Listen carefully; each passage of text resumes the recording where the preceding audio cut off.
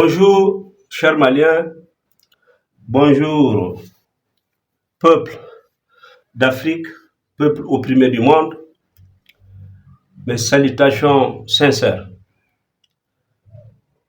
Et aujourd'hui, sur toutes les lèvres, on parle de souveraineté, on parle de développement.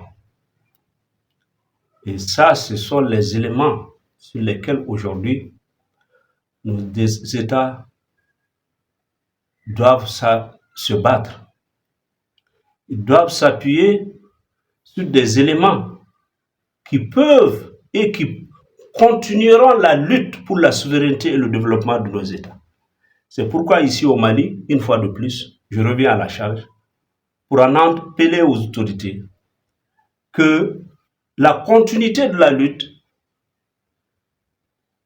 l'endurance de la lutte, la réussite de la lutte, par un développement continu et assuré, ne peut s'obtenir que par ce qu'on appelle les VPA, le volontariat pour la production agricole.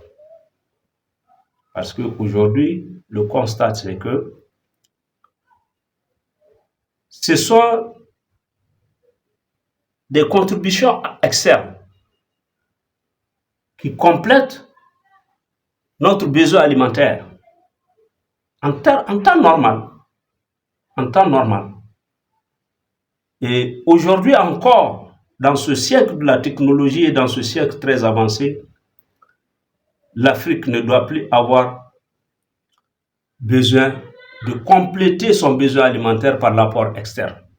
Et surtout encore pas au Mali. Au Mali où nous avons des terres à perte de vue.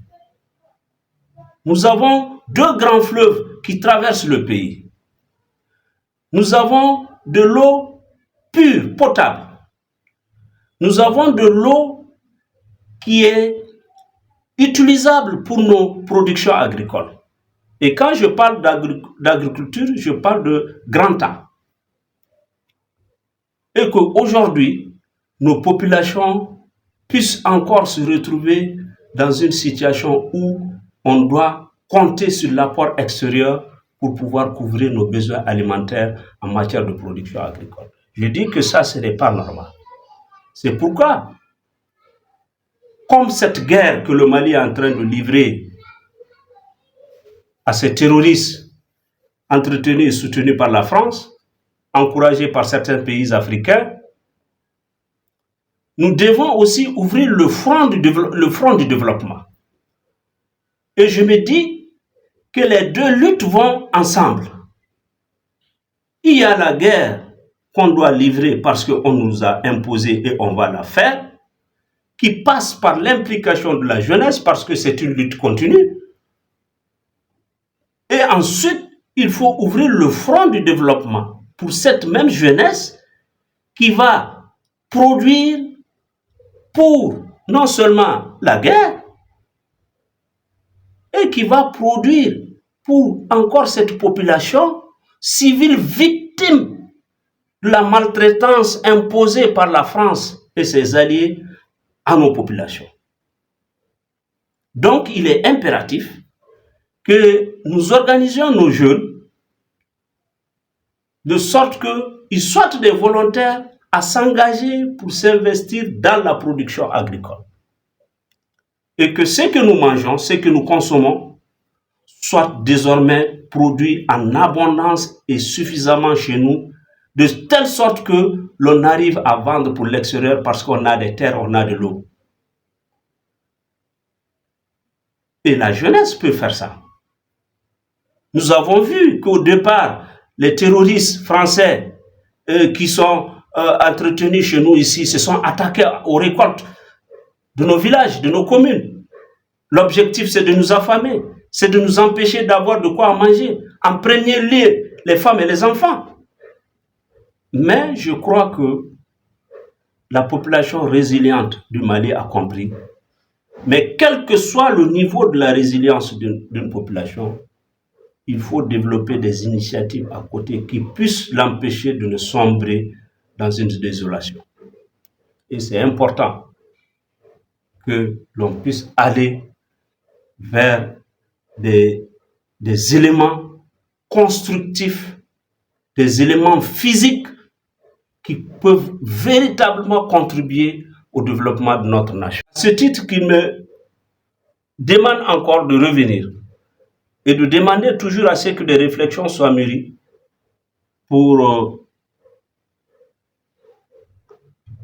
mieux comprendre ce que nous voulons dire par les volontaires, les VPA, les volontaires pour la production agricole, qui peuvent être une alternative, non seulement d'alimenter nos populations, éviter qu'on se retrouve toujours lié au monde extérieur pour compléter nos besoins d'alimentation, et ensuite permettre à nos populations de mieux se nourrir et de vivre les conditions meilleures, et ensuite permettre à notre jeunesse de ne pas tomber dans l'enrôlement, dans le terrorisme, que la France n'arrive pas à enrôler nos jeunes ruraux dans les rangs des terroristes par cause de pauvreté ou par cause de manque de nourriture.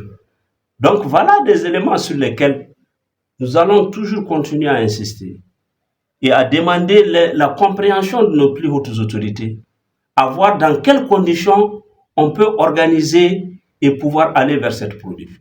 Et en même temps, dans le sous-entendu de la production des volontaires pour la production agricole, ils seront des volontaires qui seront formés à tous les niveaux pour pouvoir non seulement produire, mais aussi sécuriser leur production. Ils pourront produire et sécuriser leur production. Et désormais, d'ailleurs, lorsqu'ils verront la nécessité et le bénéfice de ce qu'ils sont en train de faire pour eux et pour leur communauté, beaucoup de leurs camarades, de leurs parents qui ont rejoint les rangs des terroristes vont abandonner pour rejoindre le groupe pour contribuer au développement du pays. Ça, j'en suis sûr. C'est pourquoi nous ne cesserons de parler des volontaires pour la production agricole.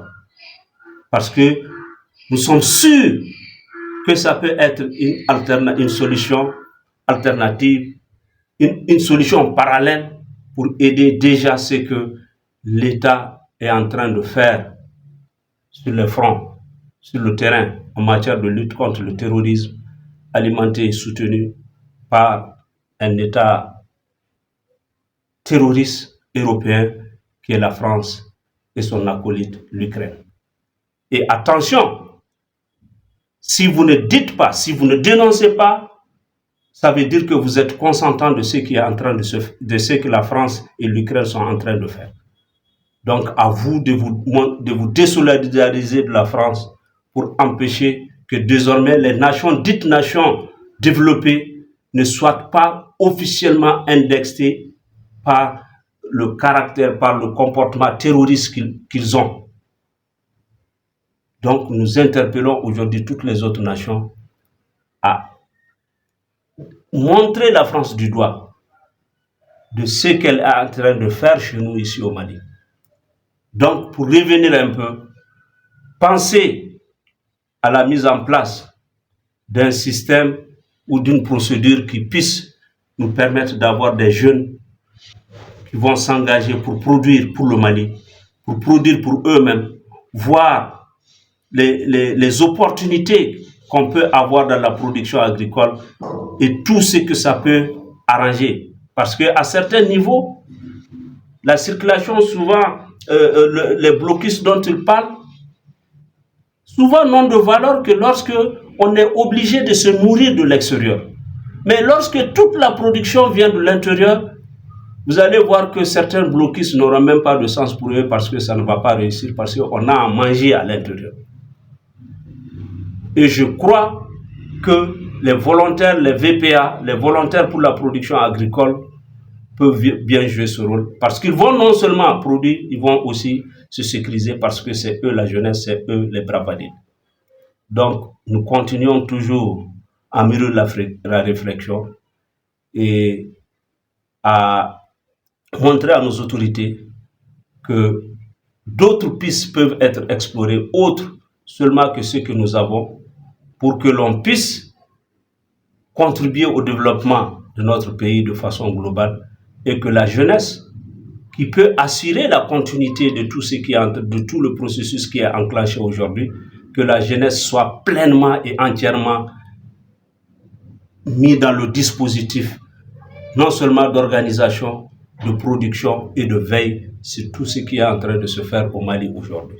C'est pourquoi nous insistons encore par les volontaires pour la production agricole, les PPA, à pouvoir trouver une solution meilleure pour que non seulement empêcher les jeunes de s'enrôler dans le terrorisme, mais aussi pour contribuer à hauteur de suffisance et à réduire carrément nos besoins alimentaires liés à l'extérieur, sinon à les arrêter carrément, parce que nous avons des terres, nous avons de l'eau, nous avons les moyens humains. Lorsque nous mettons à leur disposition, nous les